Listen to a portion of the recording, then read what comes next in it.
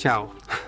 In questo video ti mostrerò come ripristinare alle impostazioni di fabbrica il tuo Ellipal Titan 2.0. Per farlo, clicca sul nome del tuo account al centro in alto, dove c'è il cuore.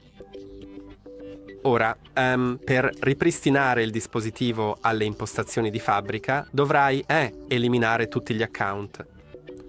Cliccherò sui tre puntini accanto al mio account personale, poi su Elimina account, quindi inserirò la password, la confermerò e cliccherò su OK. Ora il dispositivo è stato completamente ripristinato. Spero vivamente che questo video ti sia stato molto utile. Non dimenticare di mettere mi piace e di iscriverti al canale. Ci vediamo al prossimo video.